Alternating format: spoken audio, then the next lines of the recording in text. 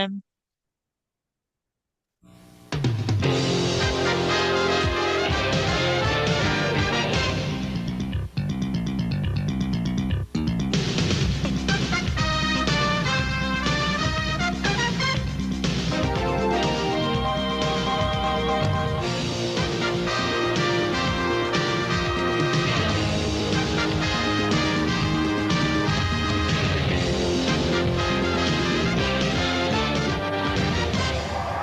And welcome to another action-packed, exciting hour of the Smoky Mountain Wrestling Rewatch Along Project. This is podcasting the way it used to be and the way you like it. This show is a production of the Something Else Podcasting Network, and it is episode number 134 of Smoky Mountain Wrestling from August 20th, 1994, taped August 8th, 1994, from the Northwood High School in Saltville, Virginia. My name is Arya, and joining me, as always, is the Brian Logan to my Steve Skyfire. It's Trae. Trae, how be you today? I am very impressed. How did you find the venue? Because it was not mentioned on television, and it is not on Cage Match or the history of WWE.com. I'll be honest, I played a little bit of 4D chess here. I found because I don't think they even say they're in Saltville, Virginia. They don't. But it does say on Pro Wrestling History that they're in Saltville, and so I Googled high school in Saltville, Virginia, and I got Northwest High School, which just happens if like you're watching, on the back wall in big stupid letters it says Northwest or Northwood, excuse me. Okay, So you got to make sure that that was the high school in Salt. 1994 because that was over Well, I 30 mean years it's ago. true, but it did say Northwood in big stupid letters on Well, the I back that wall. that is 4D chess. I am chess. I am very impressed. Thank you. Thank you.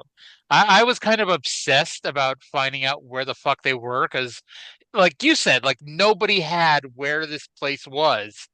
And I'm like, I'm gonna fucking find this. Like even if I have to ignore the Gangsters versus Brian Logan and Steve Skyfire in order to do so.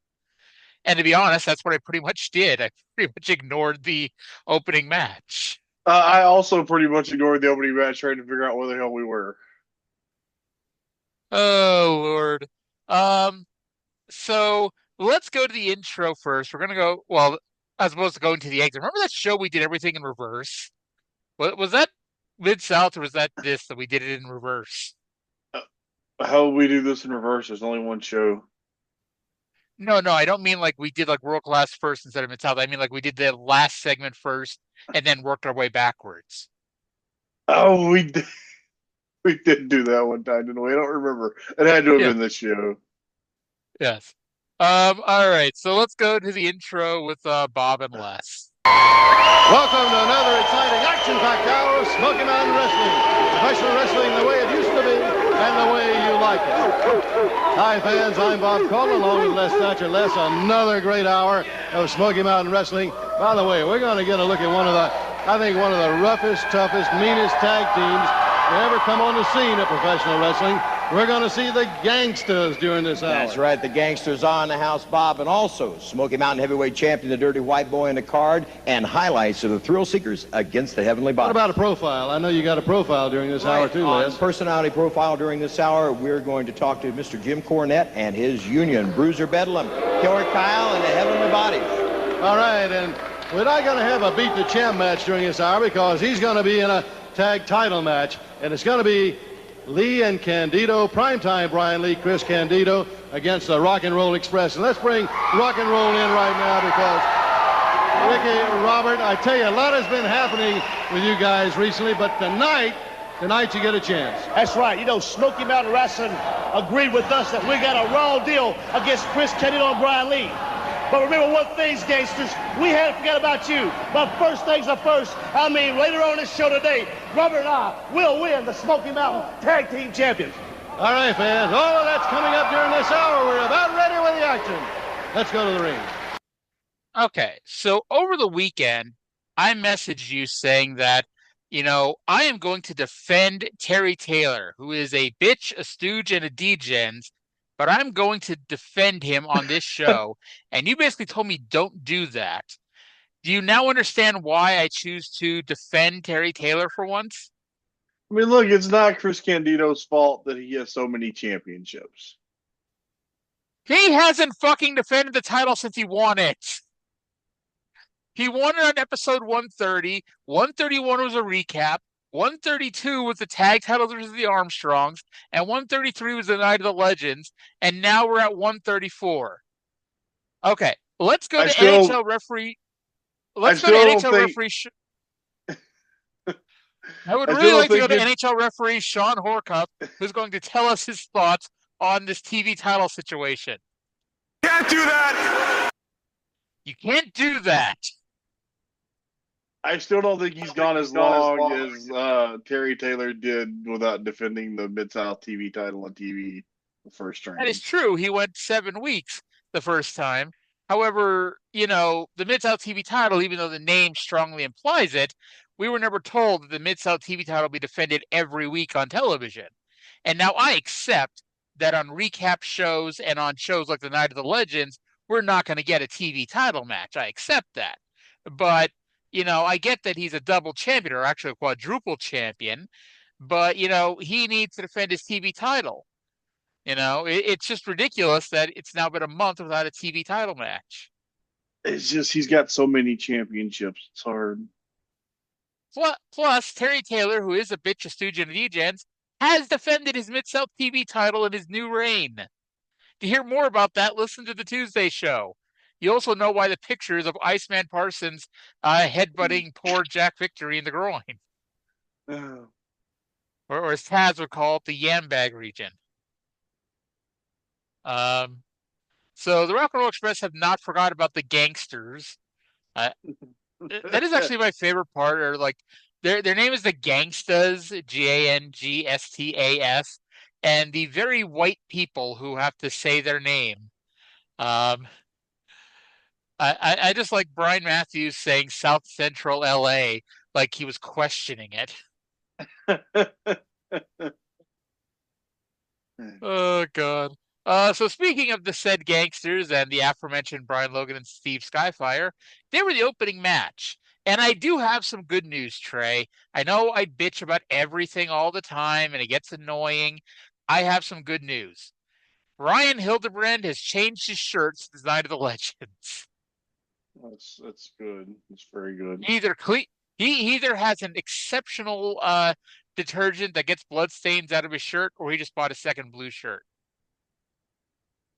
I hope he gets paid enough to have 2 blue shirts. I hope Smoky Mountain reimbursed him for that second blue shirt. I hope Chris Jericho reimbursed him. I bet it was taken out of Chris Jericho's pay, Now, we've seen a lot of TV tapings. Episode 134, so this is probably the 35th or 40th TV taping we've had.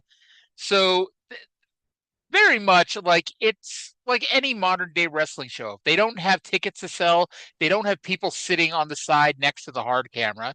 You fill out the side in front of the TV. It makes it look good for television. However, because this was Fan Week, they had a ton of people in, so they actually had people on the side next to the hard camera. And if I had to bet, those were probably the Fan Week people. That would make sense. There was a letter that Brian Last one time shared that he got when he went down to Fan Week from Jim Cornette. Yeah, I remember that. Basically, the locals aren't smart in any sense of the word, so please don't expose the business to them. Which is a great line, but also like you really think highly of your fan base, don't you, Jim? I mean, he was right. He was, but it's like I don't know. I've never gotten to the whole insult your fan base thing, and I guess the only He wasn't insulting the fans. He was not speaking to the fans. That was a private communication, letting people know how they need to behave in this part of the country. That's what I was about to say. It's like, at the very least, he's at least not as the owner of Smoky Mountain Wrestling. He's not on television telling the fans that they're stupid. Like he Well, has as a heel manager, but that's a he's on different thing. television. He's on television telling the fans that they're stupid. It's not as the owner of Smoky Mountain Wrestling. Yes. And that's the difference between like modern day wrestling. I don't know what the hell got into, bookers or writing teams these days or not even these days, for what feels like the last 20 years, that it's like, okay, the authority figure has to come out and tell the fans how stupid they are and how they don't deserve to see good matches. It's like that just tells me not to go to the show. Do you remember a few years ago when they did Backlash in Providence, and it was supposed to be Roman Reigns versus somebody in a Universal title match, and then it was going to be the Usos. I think it was the Usos versus RK Bro in the Unification Tag Team title match. And then Vince McMahon decided that Providence wasn't a good enough city to get such a big show. I refused. I was going to that show too, and I refused to go because I'm like, well, if we're not important enough to get big matches, then why the fuck would I care? I don't remember that at all. I didn't even know what that was crazy.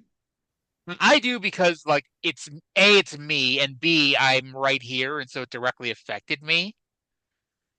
And so I remember ranting at the time. It's like if you want to only have big matches on the big cities, then don't bother coming to Providence. Don't bother coming and taking our money. Go to Boston, New York, Chicago, LA, and wherever else like the top 10 most highly populated cities in America are. So what did they do? What did they do? They did a 6-man tag. They did the Usos and Roman versus RK Bro and whoever Roman was supposed to wrestle instead. Okay, so where did they do the singles matches instead? I think they did the singles match on fucking SmackDown, because I remember they did the tag title match on SmackDown because that's when Orton went out with his back injury that he was out forever with. Yeah, but what city? That's the.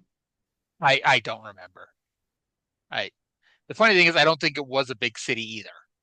I like when wrestling, like when booking has to do with what the cities are. You don't see enough of that in the modern day.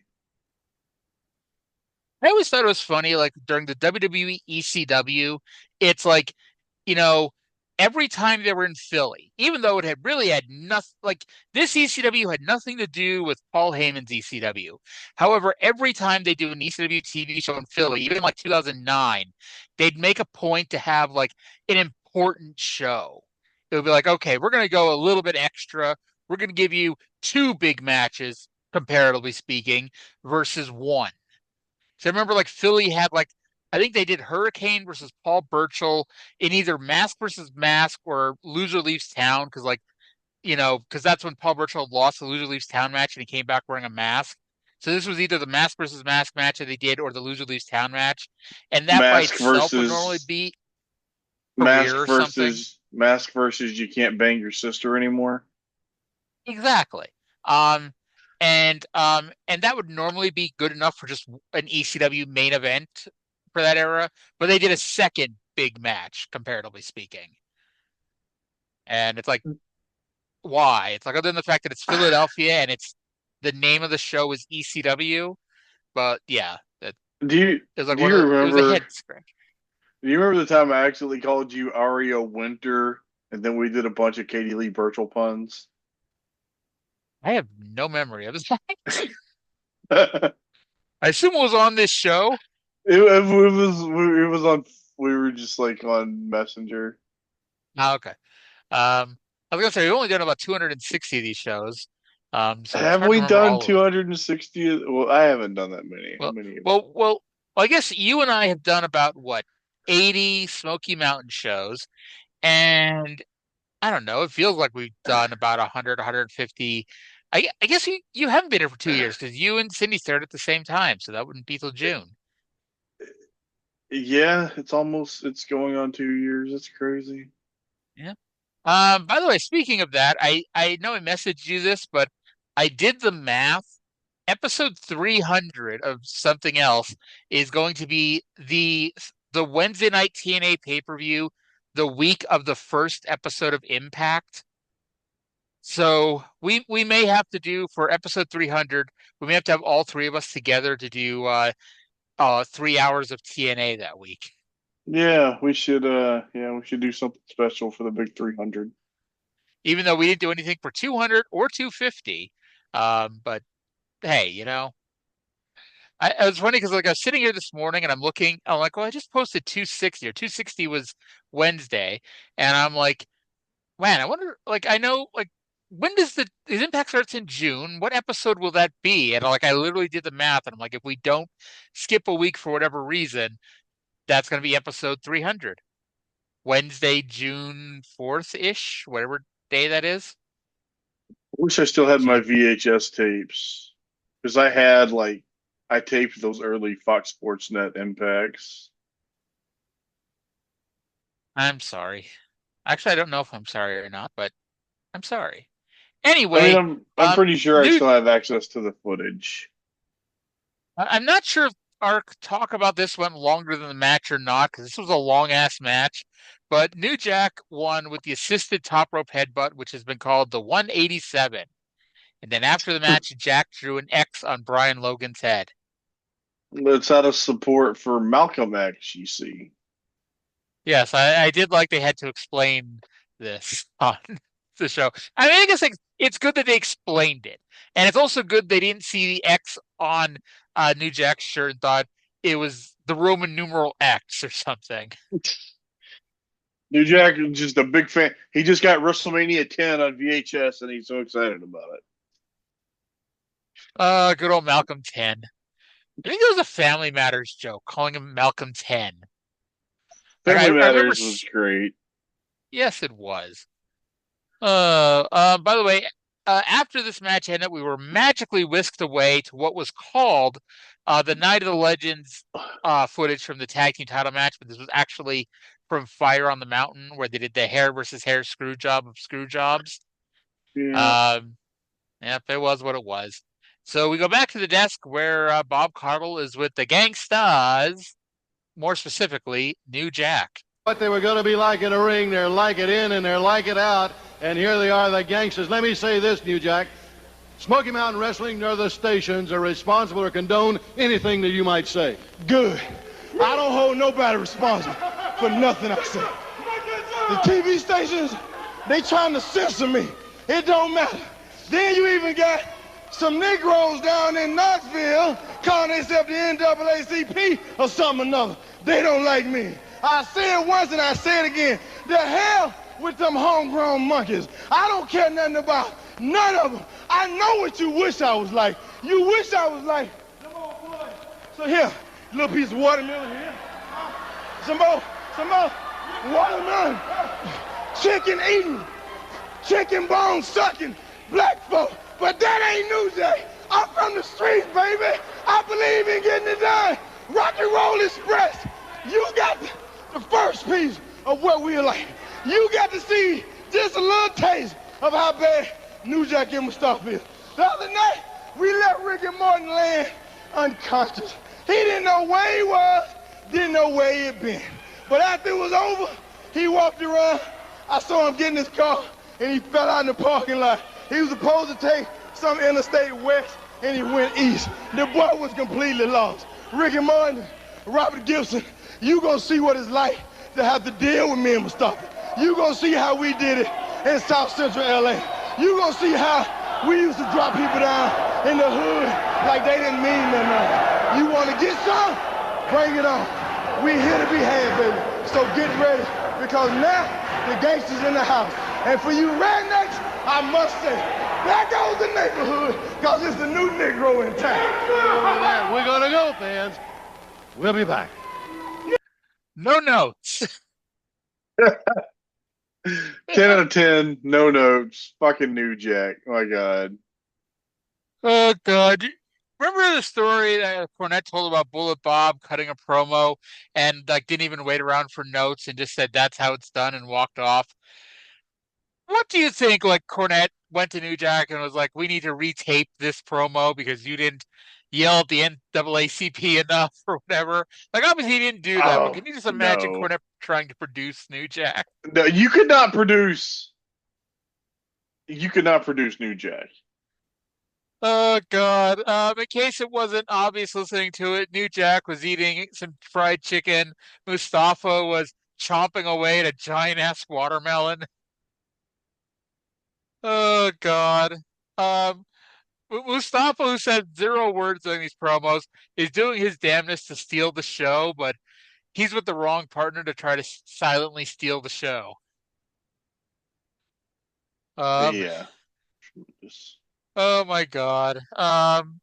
Anything else you want to say about this? They're coming after the Rock and Roll Express. Look, there's a reason that New Jack is in the something else, Hall of something else. Um, and the funniest thing, and I'm gonna screenshot this before I play it. So the next thing that happens is a promo from the Thrillseekers, and the way I've paused it, it's almost like they knew that they had to now follow the gangsters, and this is their legitimate shoot reactions to being told, okay, you got to follow New Jack on the promo. Send it here. But they show the finish of the Heavenly Bodies, Thrill Seekers from Night of the Legends, and poor Chris Jericho, he's injured his arm here, Trae. Yeah, in a motorcycle accident. Yes, that poor Chris Jericho. But let's go to the Thrill Seekers. Two good old white guys from the north. I'm sure I'll have something to say here instead. Let's go to Chris and Lance. We talked about the guts of this team. You see right now this broken arm in two places on this young man right here. But you wrestled a match with that. That's right, Bob Caudle. You know, I was thinking about the match hours before the Night of the Legends, August 5th. I was driving on my motorcycle, and something happened, and I had an accident, and I broke my arm. I went to the hospital, and the doctor told me I couldn't wrestle anymore for 6 to 8 weeks. And I thought in my head, no more wrestling, that's fine. But on August 5th, the Night of the Legends, we had a point to prove to Jim Cornette and the Heavenly Bodies. We had to prove it to ourselves, to all the fans, to all the people. I had to prove it to my partner, and I had to prove it to myself that we had the guts and the fortitude to come out on top. And even though I had a broken arm, and even though we had all the odds stacked against us, we came out strong, we came out on top, and we beat Jim Cornette and the Heavenly Bodies. And now I'm paying the price, Bob Caudle. Now I can't wrestle for 6 to 8 weeks. But I feel good in my heart, and I feel good in my mind, because we proved to Jim Cornette that we had what he said we didn't have, and that was guts. 100% right. 100% right, that's right. My partner's got more guts than anybody. But he's down, but he's not out. So from now on, until he's healthy, I'm taking on single matches. But my priorities are now and always will be Thrillseekers as a tag team. So the second my partner's ready, we're picking up where we left off, and that's his number one. All right, fans, that's it. The Thrillseekers, we're going to be back. We're going to have more action right after this. So Chris Jericho somehow got into a motorcycle accident, and because of that, he cannot wrestle for 6 to 8 weeks. I like that. Like, Jericho's gotten beaten into his head so much that you need to plug the date, plug the city, plug the show. The show was 2 weeks ago, and he's still talking about how August 5th, the Night of the Legends, August 5th, Night of the Legends. Like, thanks, Chris. They'll come in handy when we buy the videotape of the show, I'm sure. Was this taping was at the end of that weekend, right? Yes. The Night of the Legends apparently was on the 5th, and this was on the 8th, which was a Monday. Yeah, they always did TV on Monday. Yep. Which is funny because, in theory, where would Jim Cornette be on a Monday? Once a month. I guess, I mean, I guess it makes sense. Raw was taped once a month, and Smoky Mountain was taped once a month. So Jim Cornette could be on 2 different shows taped on Mondays for a month. Yeah, just don't do it on the same Monday. Yep. So Lance, by the way, says he's going to be a single until Chris is okay. Chris is his brother. He's down, but he's not oot. And it made me wonder, and we're going to make a game out of this that I didn't bother to tell Trae about, because what's the fun in that? Trae, the Thrillseekers do in fact team again. Can you tell me how many times they team again in a 2-on-2 tag match?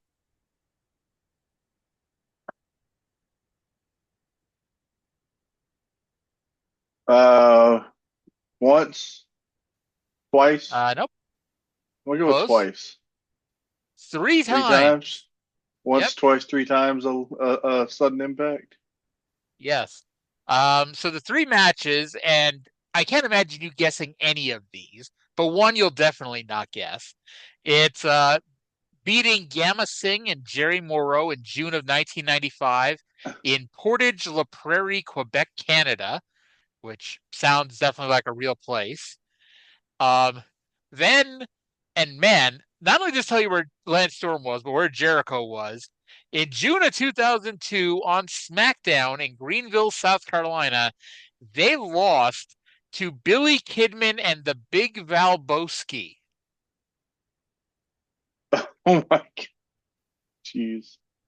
And then a year later, is that good? Go ahead.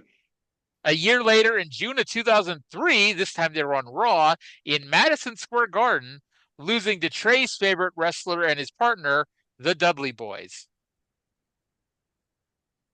I would not have guessed because I'm like, was it not? Because they were in war at the same time, but I don't think they were on the same side.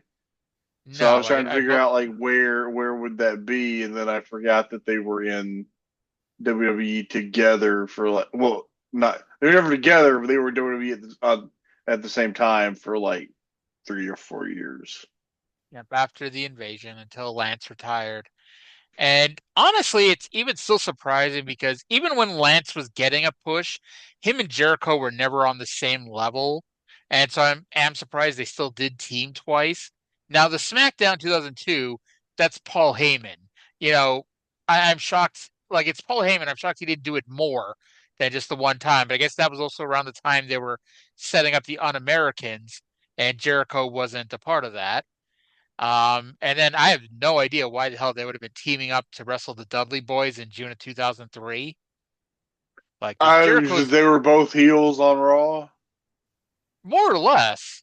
I mean, Jericho was his regular teammate was Christian, and Lance Storm at some point was boring around this time. I couldn't tell you the exact week he became boring, but he became boring around this time.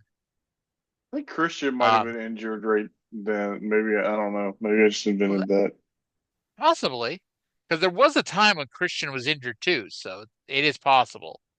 But what I've learned from this is June is the month to book the Thrillseekers as a team. It was June of 95, June of 02, and June of 03. And the more obscure, the better. So after commercial, we get another promo because this is what Smoky Mountain likes to do. They like to do promo. Let's go to a promo with Bullet Bob and Tracy Smothers. And Bullet Bob is dressed to wrestle.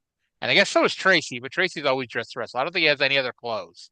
All right, fans, with us right now, Bully Bob Armstrong, the wide-eyed Southern boy Tracy Smothers. You guys got everybody but Jim Cornette. You didn't get Cornette. Yeah, that's right, Bob. You know, we feel like we accomplished a lot of things at the Legends reunion and at Fire on the Mountain. We managed to beat the Funks and Bruiser Bedlam and Cornette at their own game. And anytime you can do that, like it or not, that's a tough act. I'm telling you that right now. But you know something? We feel we should have, if we could have got our hands around Jim Cornette's neck, man. But, man, maybe we can get the chance to do that, boy. Let me just tell you this right now. The month of September is going to be a bad month, Tracy. Don't give up because we're going to get our hands on Jim Cornette.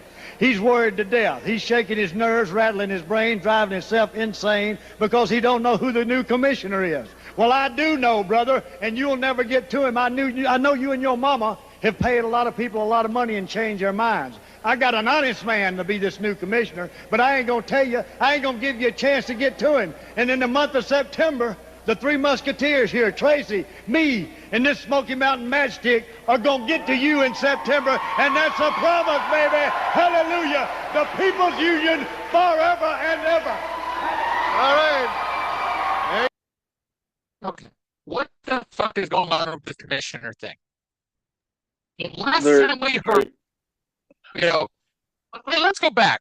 So, Bullet Bob Armstrong wasn't allowed to wrestle anymore because he was the commissioner. He then 1 week gave up being the commissioner so he could wrestle at Fire on the Mountain. And however, after he gave it up, they announced that he's just letting somebody be commissioner for a little while. And then after Fire on the Mountain and Night of the Legends, Bob was going to take it back. Well, now that those are over, Bob is telling us that he knows who the new commissioner is, and we don't know who it is, and he's not saying, so Jim Cornette can't get to them. What if it's Hornswoggle? That's how that works when there's a mystery authority figure. It ends up being Hornswoggle. I made that joke later that maybe it's the anonymous Raw general manager. Oh, I'm sorry, I stole your joke. It's okay. It was there to be stolen. I had it set up to say it after the Jim Cornette segment. So they talk about how they just beat up Bruiser Bedlam. They beat up Terry Funk. They beat up Dory Funk. Despite that, the person they wish they could beat up was the out of shape manager. I'll be honest, like as great as the promos are, I am starting to run out of steam with this Bob Armstrong Jim Cornette feud, and we still have a year to go.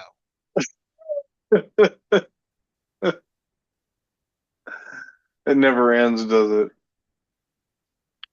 I don't want to spoil anything for you, but more or less, no. I heard a clip from like 95 that was so strange and confusing that I can't even imagine what's gonna happen. What was the clip? I don't remember this is the specific verbiage. At some point I think Cornette is a babyface. Yes, he is. It's weird. Yes, it is. Like, I'll be honest, if you sat here and thought, how could you turn Jim Cornette babyface in this territory, you could probably figure it out. But we're still a while away from that. So, try not to spoil things too quickly for you. My first thought was, is he going to get stabbed by New Jack? He does not get stabbed by New Jack. Spoiler alert. That might explain why he was. Remember, he wasn't on WWF television for like 2 months there for after Yokozuna lost the casket match. So it would explain why he wasn't on WWF television if New Jack stabbed him. This would be some amazing canon that Jim Cornette upset that Yokozuna has just lost a casket match and then gets stabbed by New Jack. That's a headline from PWI Weekly. Oh God. Smoky Mountain Champion Dirty White Boy versus Chris Hamrick. I assume this is a proving ground match. Because it was a non-title match. I would assume if Chris Hamrick beat the champion, he would in fact get a title match. No? Insert joke about Confederate currency being worthless. So here's a question that didn't get brought up on the show at all during the past month or so, and we certainly did bring it up here.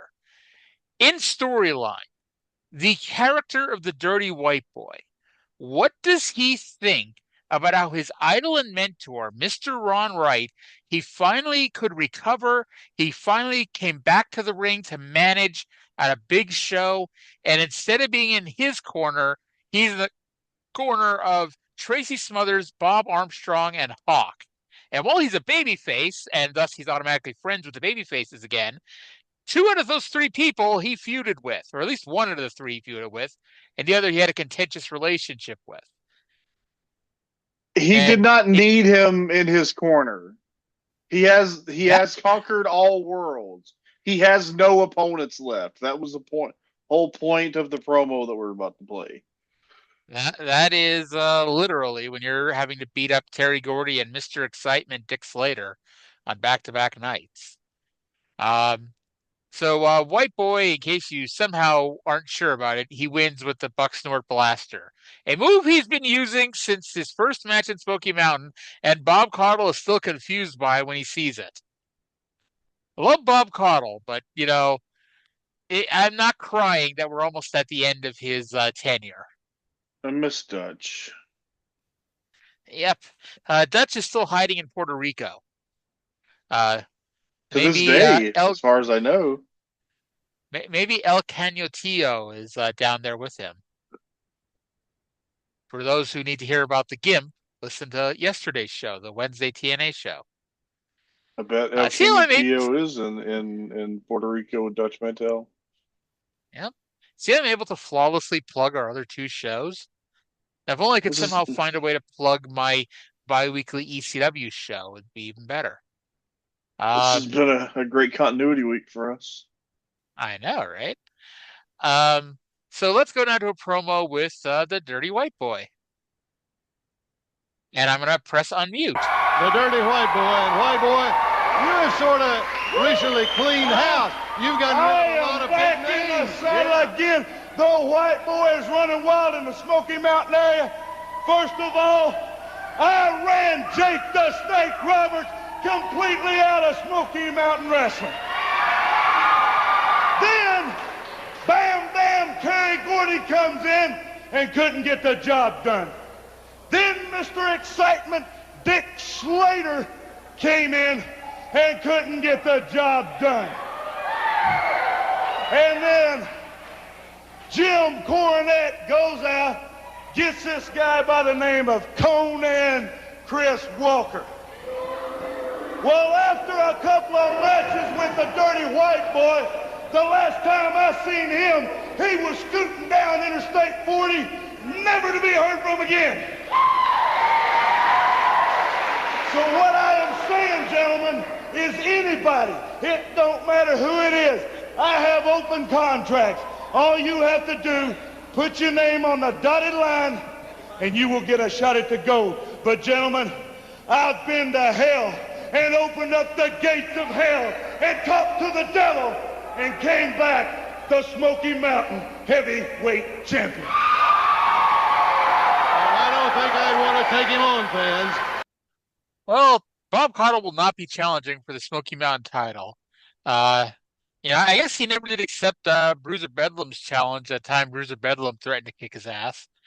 But which is probably for the best. I love Bob Caudle enough to have him not wanting to have his ass kicked.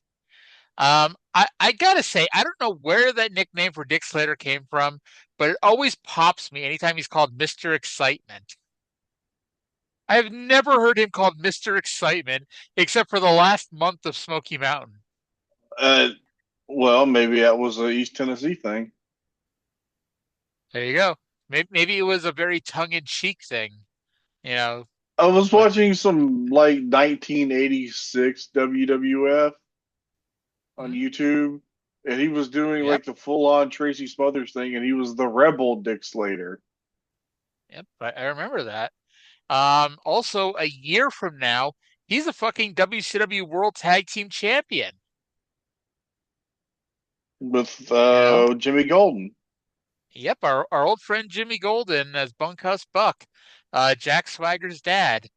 I love that.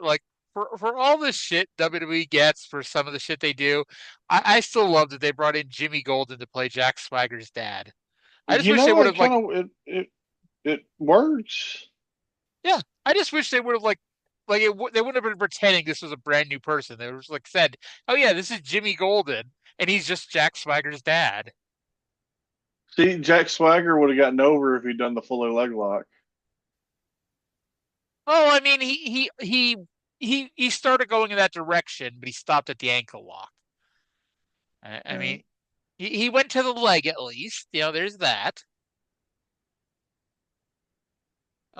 So yeah, Dirty White Boy has no challengers. It's I feel bad for Jim Cornette because he lost his champion.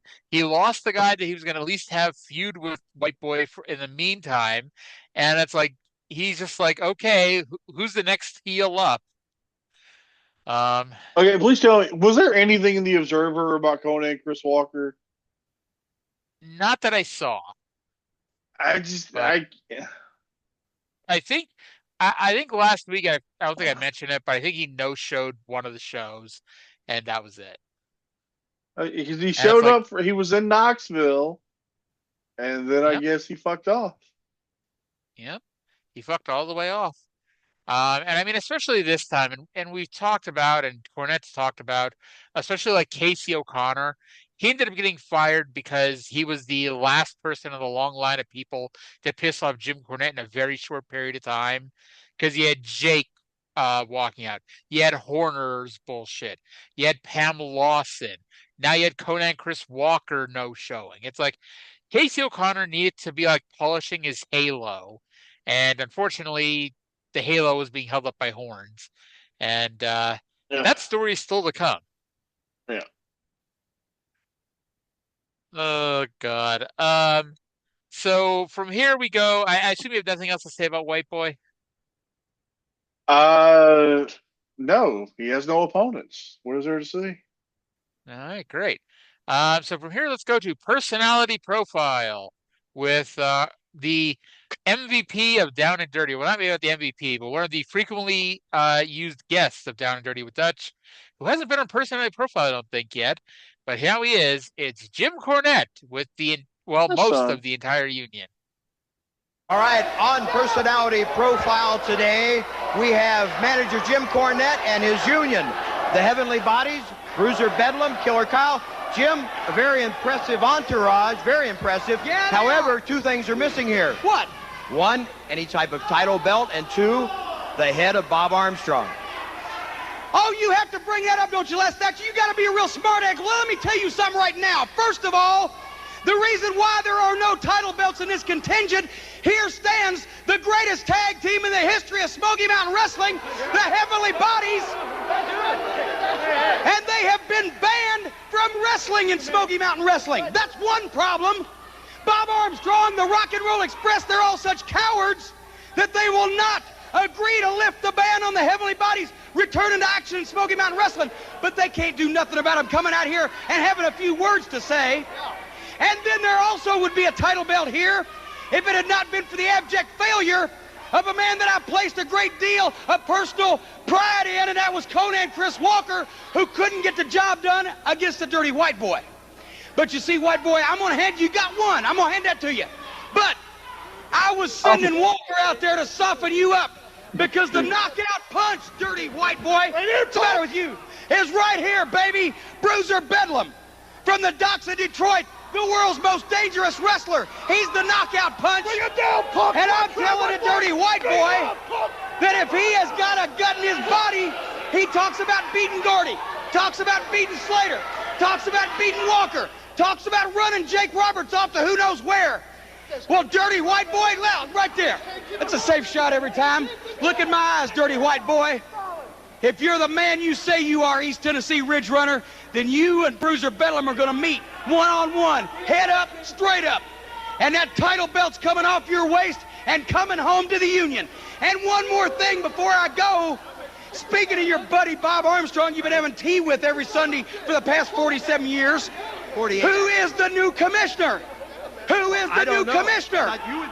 You have all the power. No, I don't know. And neither does anybody in my union who the new commissioner is. Bob Armstrong and the Smoky Mountain Board of Directors are the only ones that know. And that's why I want to find out. I want the union to know. I want to know what we're dealing with and what we're up against. Because if we don't, then they could make any kind of ruling and there'd be no way for us to combat it. So I want to know who that commissioner is, and I'm going to find out, and find out quick. You are expendable. Thank you. That has been our personality profile for today. Jim Cornette and the Union. I know we're supposed to not agree with Jim Cornette because he's the heel, and the heel is always wrong, damn it. But he has a point here. Like, you need to have an established chain of command. So if you don't know who you're supposed to be reporting to, what if, and I know, like, Jim Cornette's supposed to be, the asshole, liar, yada, yada, yada, but what if he has a legitimate gripe? What if he has a legitimate concern that needs to be brought up to the people in charge? They are very specifically not telling him who is in charge, who his boss is, for him to be able to go and, air his grievances with. This is why they need a union. That's true. I guess that's true. The Federation of International Thugs and Eliminators were formed for a reason. And before they put Bruiser Bedlam into the heavyweight title picture, and Cornette's like, well, we don't have any gold because the heavenly bodies aren't allowed to wrestle. And I'm like, you have two other guys right there who are badasses. Why can't they wrestle for the tag team titles? Because tag team wrestling is a specialty, and they're not tag team specialists. That's true, and that's why you have the match, just to show this, that they may be great singles wrestlers, but the Rock and Roll Express are a great tag team, or Primetime Brian Lee and Chris Candido are a great tag team. As I spoiled who the new Smoky Mountain Tag Team Champions here are on this 31-year-old wrestling show. It's one of the two. Yeah. One of those two teams are definitely the Smoky Mountain Tag Team Champions at the end of this broadcast. And, of course, it makes us ask, who is the new commissioner of Smoky Mountain Wrestling? Is it Officer Bar Brady, Chef, the 1991 Denver Broncos? Pop. See, I knew I'd get a pop somehow this week. I think that's my thing. I just tell enough bad jokes that I know one of them will eventually pop you, and I reach my success for the week. Dan Dubiel versus Bruiser Bedlam with Jim Cornette. Yes, in the tradition of old school territorial pro wrestling, Bruiser Bedlam did in fact walk all the way backstage just to turn around and walk all the way right back out. I had to play a song. That's true. That's true. Maybe this is why Terry Taylor, who's a bitch, a stooge, and a degens, doesn't get an entrance on Mid-South Wrestling. He does not have music. You can come out to freeze frame. We can't even come out to that, because otherwise then we wouldn't be able to watch his music video 15 times a year and act like it's new. We can come out to Do You Think I'm Sexy? See, I want Bruiser Bedlam to come out to Do You Think I'm Sexy?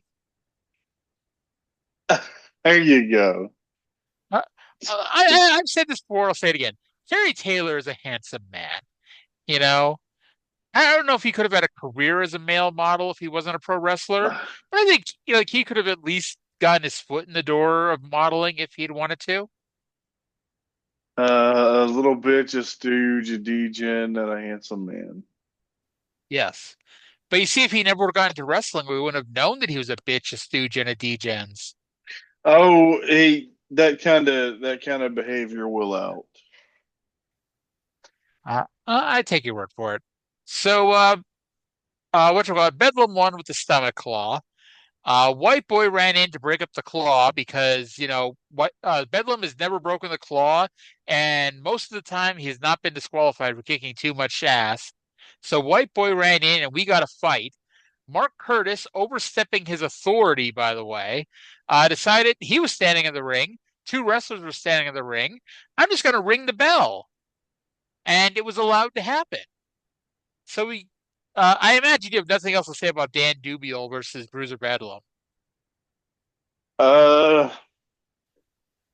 It was Dan Dubiel, who was a famous Monday Night Raw jobber. So, I know that name. I just don't know why I know that name. But that's probably why, because he was a Raw jobber. Because he did jobs on Raw around the same time. Yeah. It's probably the only reason why I know Reno Riggins. So we get our non-title match, Smoky Mountain Champion Dirty White Boy versus Bruiser Bedlam with Jim Cornette. I don't know why I made this comparison, but I watched this show right after World Class, and I don't want to alarm you, Trae, but this was not as good of a wrestling match as the Midnight Express versus the Fantastics. Oh, wow. So it's not the Jim Cornette at ringside that makes the match great. It's something else entirely. True, and I guess they both weren't wearing red tights and have blonde hair. That helps. A lot. Yeah. So I was honestly a little surprised by the finish, not just because they actually had a finish, but because of who went over. Bedlam missed the top rope headbutt, and White Boy pinned him with a roll-up.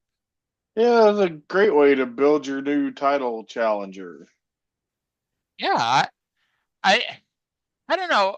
I don't want to say I can see the reasoning behind this because I really can't. But I guess I don't know, because White Boy maybe the reasoning is that White Boy just won the title. He never really got on television comeuppance over Jake Roberts. We just got told that at some point Jake lost the title to White Boy somewhere at some point, even though we know he really didn't. But on TV, White Boy hasn't really won anything since like April. So like I can almost see that's why, maybe, because they can always they can rebuild Bedlam. They could do an angle next week or something.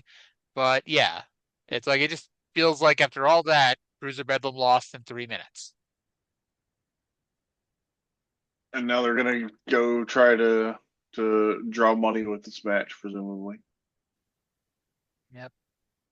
I was very nearly surprised because they did the Smoky Mountain Wrestling, what's his name to book Smoky Mountain Wrestling to raise money for your hometown. And they inserted the new Smoky Mountain graphics onto it. And for a second, I thought it was going to be a brand new commercial. But nope. The graphics faded away, and we got the old video of like Nitro Danny Davis and Dixie Dynamite and clean shaven Brian Lee slapping the fans' hands, heel dirty White Boy. At least like Horner wasn't being hung up over the top rope this time. Yeah, gotta maintain the classics. Yes. I always kind of wonder, like, did any of these ever really work? Like, were civic organizations watching Smoky Mountain trying to come up with ideas for fundraising? Like, hey, let's have a wrestling show at our VFW hall. It happened. I can't tell you how many times it happened to Smoky Mountain, but that was a thing that would happen in territory days. It was one of the ways that they booked spot shows. I mean, I remember going to a show at our local high school when I was still in elementary school, and they did we've raised X number of dollars for the like high school wrestling team or whatever. And we all did the polite applause thing, even though it was going well over my head as to what the hell they were talking about. But I mean, you kind of figure out what the hell they're talking about. So we go to our main event, which are the tag team champions, Primetime Brian Lee and his partner, the WWA World Heavyweight Champion, the United States Junior Heavyweight Champion, the Beat the Champ Television Champion, and one half of the tag team champions, Chris Candido, without hair, but with Tammy Fitch, versus the Rock and Roll Express. So I got pissed off at Les because I made a joke about how Candido was wearing a faceless mask and looked more like a baby bonnet. And that I'm sure was done on purpose. And then Les was apparently using the temporal ham radio to hear me say that because he then said it himself. Hey, that's pretty cool, though. You got your line on TV. Yes, I did. Next time, give me credit, Les. I know you're listening, obviously. Do you remember when Chris Charlton referred to me as some wag on Twitter on a G1 Climax broadcast? See, I don't remember that. I've seen you post that, and like I do you remember what match it was? I don't. I could probably figure it out. Okay. We'll have to play that sometime. Some wag on Twitter. Oh God. The best I get, Chris Charlton never reacts to me, but what's his name? Walker Stewart. Walker Stewart's good at liking tweets that reference him, and he has retweeted stuff I've said before. So thank you, Walker Stewart, because I'm sure you listen to the show as well. Because who doesn't listen to the show? Walker follows me, so yeah, it's nice. I always say because it was 2 years ago when he started, right? It was Wrestle Kingdom 18. Yeah. I hated him when he started. I hated him because he had a way of doing commentary that telegraphed the finish of every match. Not just in the Matt Striker way of telling you who's going to win at the beginning of the match, but the winning 3 count is happening. and Walker Stewart is calling it, like in a way that's like, okay, the match is now over. The winner and new champion, Hiroki Goto or whatever. And it's like, I hated that. And I will say this, Walker Stewart has gotten a lot better. He's very good. Yes. But yeah, I used to hate Matt Striker because, like, and this obviously he picked it up from WWE because I don't believe for 1 second anybody in New Japan was in his ear telling him what to say or whatever. But it's like Matt Striker always had the ability to tell you when the match started who was going to win the match. Just the way he would talk about the match, you knew who was going to win. I think people get too worked up about stuff that much. I don't know. I wouldn't care that much if he wasn't so blatantly telegraphing it. Well, I'm not defending Matt Striker. I don't like Matt Striker as a commentator, like, at all. Like, he was, I don't know, I have to go back and rewatch like that first year of him on ECW, when Taz got moved to SmackDown and when Mick Foley quit. But like I remember him being good at first, and then, well, he wasn't. Do you remember JR getting annoyed with him on that Wrestle Kingdom that they did together? Didn't he say like the Never title was like, if wrestling was real, this is who the champion would be? It's like, why the fuck would you say that on a wrestling show? So bad. Yep. I don't know if that was still better or worse than Yoshitatsu's commentary that time. Oh my God, Yoshitatsu had some bridges to burn, and he did for about 4 hours one night. Oh God. So Lee kept trying to break up pin attempts on Candido, but Ricky and Robert would roll out of the way, and so each time Lee would stomp Candido. To the surprise of all wrestling fans everywhere, they got the heat on Morton. The finish saw Lee hold Morton for a Candido top rope clothesline, which even if Morton wouldn't have moved, what's the point of holding the guy for a top rope clothesline? Because if Candido would have hit the move, like, it still would have affected Brian Lee because he would have fallen backwards with Morton on top of him. Yeah, fair enough. Anyway, Lee bumped, and I was surprised he's the one that got pinned. Gibson pinned him with a double drop kick. So yeah, we have new Smoky Mountain Tag Team Champions. Chris Candido is back to being a triple champion. And the Rock and Roll Express are like 17-time Smoky Mountain Tag Team Champions now. Yeah, this was good. This was pretty good. Good formulaic tag match. And, this tag team division, which was already, like, the tag division was never very deep to begin with. They only ever really had 4 full-time teams. But now the Thrillseekers are out, and spoiler for like the next 2 minutes of our lives, Primetime Brian Lee and Chris Candido are about to break up. So that leaves us 2 full-time tag teams, and I guess like they have Scott and Steve Armstrong basically in the wings whenever they can use them as like an extra babyface tag team. But they've always been the, when we need an extra pair of bodies, here's Scott and Steve Armstrong. Yeah. And I know the Thugs don't become a thing for like close to a year, so that's not coming up right away either. I really wanted that to be happening sooner. It's like a long time. I know they're here when the Gangstas leave. So worst case scenario, it's June. But yeah, it's still a ways away here. So since I already spoiled it, let's go to the post-match promo here with Les Thatcher in the ring with our former tag team champions and a very pouty Tammy Fitch. All right, we're at center ring with Miss Tammy Fitch, Primetime Brian Lee, and Chris Candido. Tammy, step in here. Apparently, you are going to have to design that new wardrobe around something besides the tag team belt. Brian, I have something to say to you. I don't know who you think you are. I don't know what you think you were doing. You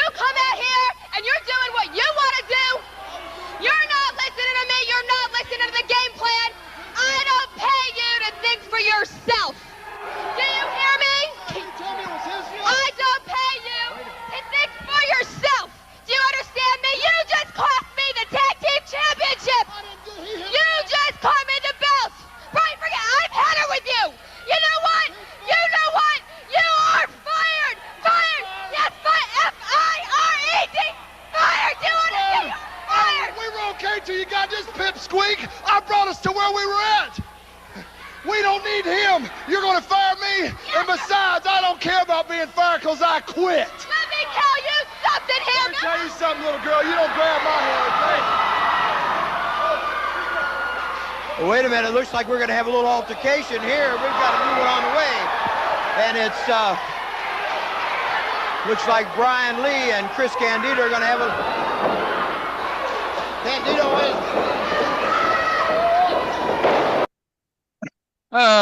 So the Mega Powers explode here. It's always over a woman. You know, all these great tag teams break up. The Mega Powers and now Primetime Brian Lee and Chris Candido. Primetime Brian Lee, he's so mad about being fired, and then in the next second he's like, I don't care about being fired because I quit. Well, you're just speaking out of hurt at that point.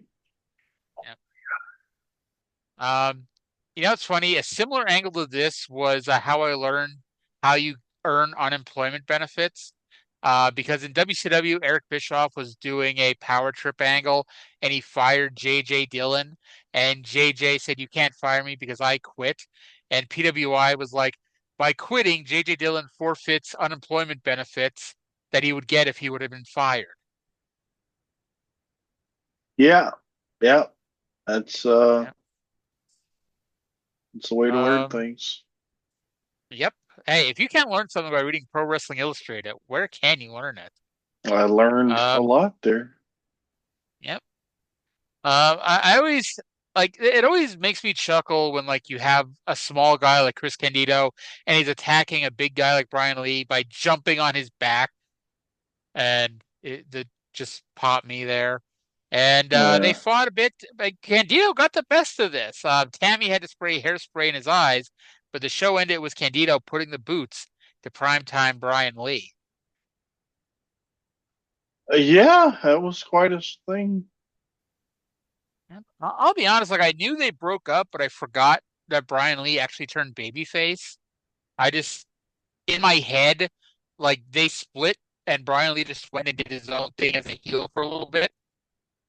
Like he's still not long for Smoky Mountain. I think he's gone by Thanksgiving Thunder. Yeah, I didn't really know where that was going. So. Yeah, I guess he's a babyface again. Yep. By the way, Primetime Brian Lee's last ever match, according to Cage Match, was him and Lee Condrey losing the Southern Tag Team titles to Cody and Kevin Weatherby in Millersville, Tennessee. I don't know, Brian Lee. That's kind of a shitty way to go out on your career, don't you think? Did he get fired after losing the tag team titles again and then just give up? Quite possibly. Actually, I was a little incorrect. He's here till December. He's on the December 5th TV taping, and then he randomly comes back allegedly to take on Brad Armstrong next year at Fire on the Mountain, which I guess I'll wait and see, but I feel like that's one of the things, like sometimes Cage Match screws things up. I think that is a Cage Match screw up, but we'll find out in a year, I guess. Can't wait to find out. Are you sure you can't wait? I guess I'm going to have to. I don't know why this surprises me, but Smoky Mountain ran a lot of shows. Because like every time I go look up Smoky Mountain, especially on Cage Match, it'll be like page after page after page of shows just to get through 1 year. And it's like when I look at Primetime Brian Lee had 355 matches in Smoky Mountain Wrestling. Now, obviously, we had 200 TV shows, but he had a ton of house show matches. They ran a full schedule. Yep. But so 134 down, 66 to go. It is sad that we are so close to the end at this point. Like, this is officially 2/3 of the way done. This is 67%. We still have over a year. We do. A year and about 3 months. I like how I had to sit here and think about the math, even though I know the last shows at the end of November of 95. I could have just been like, okay, 15 months. Nope. Anywho, before we finish up, we'd like to tell you what else has happened in the world of wrestling. And the big news this week is that both the WWF and WCW are holding big shows next week. WWF is holding SummerSlam 94, main evented by The Undertaker versus Primetime Brian Lee, and Bret Hart versus Owen Hart in a cage match for the WWF By God title. It is, I don't want to say it's the definition of a one-match show. That show would be a lot better received if Bret versus Owen went on last. Yeah. I don't know if I've ever seen that whole show. I've seen that cage match. I watched it live on pay-per-view when I was 9 years old. I think this was like the first time they had ever done a cage match where it was not either the first match or the last match. Because like that's what was intriguing to me too as a kid, because I'm like, okay, I know it takes them 15 minutes to put up the cage. So like I'm looking at the clock, I'm like, there's not enough time to have Undertaker versus Undertaker if they gotta take 15 minutes taking down the cage. And that's the day that I learned that it's a lot easier to take something down than it is to put it up. Because, yes, for new fans, this is when they would actually bring out the panels and construct the cage against the ring. It's kind of funny because, like, WCW had been doing the drop the cage forever at that point. Like, you know, they were doing War Games since 87, and, like, they were not constructing the cage on the day of the show. It was dropped from the ceiling. So it's like, how did WWE never pick up on, or not pick up on that until, like, 1998? Vince is very traditional. That is true. And actually, I think this was the first cage match I ever saw live. Was a 2005 house show in Bethlehem, Pennsylvania, with John Cena versus Kurt Angle, and they brought out the panels of the cage and constructed them around the ring. That's cool. Yeah. I mean, it wasn't the blue bar cage; it was the mesh cage, and I don't know about you, but like I like the blue bar cage. Maybe it's because that was the cage the first cage I had as a child was the blue bar cage. And to me, like as the unathletic schmuck that I am, I'm like, I could climb the blue bar cage. I don't think I could climb the mesh cage. Yeah, I can't climb chain link fence either, but I like I don't know, I like the chain link fence cage because that was the first one that I ever saw. But you know what? The blue cage is cool. I don't like WWF cage matches. I don't like. You must run away to win. Yeah, I don't like a cage match where the goal is to run away. Again, I think it's like the blue bar cage. This is what I grew up in. This is what a cage match is. And so it was weird when they started doing pinfall or submission cage matches. I'm like, that's not a cage match. So, by the way, WCW's major show this week is Clash of the Champions with the first ever on free live nationwide television Hulk Hogan versus Ric Flair match. And of course, no matter what you think about the Hulkster in 1994 at this point, that show is going to draw a big ass rating. You know? And it's another one of those shows where they've got a decent undercard, but it doesn't matter what the undercard is because it is in fact a one-match show. In fact, Trae, could you tell me one other match on that Clash of the Champions? August 94 Clash. No. Steve Austin versus Ricky Steamboat for the U.S. title in what was retroactively called Steamboat's last match. But it was actually a few days after that. He did some more house shows with Austin, and that's when his back got fucked up and led to his retirement. Oh. Yep. So remember last week's story about how the NWA was not approving ECW's NWA World Title Tournament? Are they approving it now? This week, the NWA has given approval to ECW to run the NWA title tournament on August 27th at the ECW Arena. And I would like to believe this is not Dave tooting his own horn, but also, if this is the true story, it is fucking ridiculous, especially with considering it's 1994. But apparently, Dennis Coralluzzo finally agreed to allowing it and being the third board member to approve it because NWA attorney Bob Trowbridge talked about how the NWA was being ripped apart in the Observer and the Torch over all these shenanigans over the NWA title tournament. And that's how they convinced Coralluzzo to be the third vote. And like people laugh these days. Like remember that time when AEW like went off the air for like a minute, and like the story was that Dave told Tony Khan that it went off the air, and so he told Tony to re-air the finish so the fans could see it. Like that came out, and like everyone laughed at Dave and laughed at Tony for that. Like if this was the real story, especially in 1994, that Dave had that much power, that him reporting this was enough to change somebody's mind, the NWA is an even bigger shit show than we thought it was. The NWA at this stage is a pretty big shit show.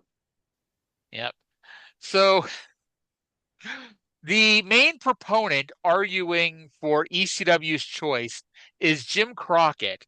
And Dave reports that Jim Crockett is arguing that they go with whoever ECW's choice is to win the tournament instead of Dennis Coralluzzo's choice of Chris Benoit because Jim Crockett had never heard of Chris Benoit. And yeah, I mean, I guess like if you're not following New Japan, like even with that, Benoit was in WCW in 1993. Like, okay, it wasn't the most successful run of all time, but it's not like he doesn't have national TV exposure. Maybe not as much as whoever ECW's choice is, but some. Yeah, that's the ridiculous thing, though. It's not. Well, I've heard of, I've heard of Shane Douglas. It's like, well, it's whoever ECW picked. That's dumb. By the way, thanks for spoiling that the winner of the NWA title tournament was Shane Douglas. I wasn't spoiling it. That was just that was me going. Well, they could be picked. Who was an ECW guy who might have been known? Well, Shane Douglas had been in WCW, obviously. What about 911? Oh my God. I gotta try to find this for next week. If not for this show, then at least for the Tuesday show. Did you ever watch the tape that ECW put out of the NWA title tournament, which really wasn't anything about the NWA title tournament? It was like the final, the angle, and then some, stuff that happened for a few weeks afterwards. But did you ever see that? No. There is a god-awful Dean Malenko promo on that tape. And he definitely needed to follow the Tim Horner rule, where if he shut up after 20 or 30 seconds, it wouldn't have been that bad. But he just kept going on and on and on and on. And eventually they pulled the plug on him mid-sentence. And I was like, holy fuck. Did Dean Malenko ever hold a microphone in his life before this? He was making up for lost time. Yeah, he wasn't known as a great speaker. Well, Chris Jericho is in our third piece of news this week because speaking of war, he was supposed to be a part of an upcoming war tour as part of a 6-man tag team. And this is pretty much the only reason why I chose this, because of the preposterosity of this team. Chris Jericho was supposed to team with the Warlord and Bob Backlund, which is such a preposterous 3-man tag team. And that was the whole thing about war, was the bizarre 6-man team. Like, doesn't that team end up being like Backlund, the Warlord, and Bam Bam Bigelow or something? Nope. Is at least the replacement as of today is future WWE and WCW wrestler and I use that term very loosely, Scott Putski. Oh yeah. No, I think Scott Putski had yeah. one match in the WWF and one match in WCW. There's some point in the okay. The 12th champions, Hiromichi Fuyuki, Yoji Anjo, and Bam Bam Bigelow. Like that's the whole thing about this title history. That there's the tournament, whatever year that is. That hold on, because I think it's at one. No, it's there's one that Jericho's in because he writes about it in his book, where it's the one where it was like Jericho and somebody against Tenryu, Atsushi Onita, and somebody. But yeah, that was the whole thing. That's what one of the things that people about War was that the 6-man tags were fucking random. What is it good for? Absolutely nothing. According to the always reliable Wikipedia, the first champions were Hiromichi, Fuyuki, Gedo, and Jado. And among the teams that lost in this tournament were Dos Caras, Brett Como, and Lionheart, aka Chris Jericho. Which I guess it's not the most random tag team, although it's funny because that match apparently went to a 30-minute draw. Their match against Arashi, Ashura Hara, and Super Strong Machine. Only one of those names I'm confident I pronounced correctly. And despite going to a 30-minute draw, it was determined that Dos Caras, Brett Como, and Lionheart won via decision. That's a hell of a trio right there.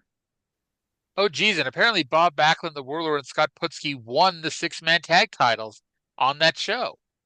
So Jericho lost out on his chance to be War 6-man tag team champions with Bob Backlund and the Warlord. Although, don't worry, fans, Bob Backlund did lose the belt back before returning to the WWF to really get into his heel run. He lost to Hiromichi, Fuyuki, Jado, and Gedo like 6 days later. Team no respect for Yuki Gun. Yes. And I guess, did I see that they somehow still have War 6-man? Yes, they still have War 6-man tag team champion somehow. I didn't even know War was still a thing. Well, it is the Tenryu Project 6-man tag team championship is it's a part of the War lineage. Let's say apparently it's keeping the same lineage, but it's Kengo, Masayuki Kono, and Yuya Susumu. Those are 3 professional wrestlers. Thank you for confirming that. So what promotion are they even doing this in? It's not still like no one recreate a War, did they? Oh, it's Tenryu Project. It's just independent shows that Tenryu runs. Today I learned Tenryu was still alive. And I guess he's only 75, but I don't know if, like, to me, Tenryu died. But he did. Fucking love Tenryu. Tenryu is the man. It's awesome. He's like old and grumpy and hates the press. Love him. I feel like that would be our gimmick if we were wrestlers. Yeah. And old, grumpy, and hates the press. All right. So we went an hour and 20 minutes. And hey, we did 3 shows this week, so we're on a roll. Yeah, I'm sick of you. You sick of me? Pretty much. So I'll talk to you later on tonight. Anything else you want to say before we wrap that up? I think we've about covered it. Well, thank everyone for listening. I hope you all enjoyed this, and talk to you again in 7 days. Bye.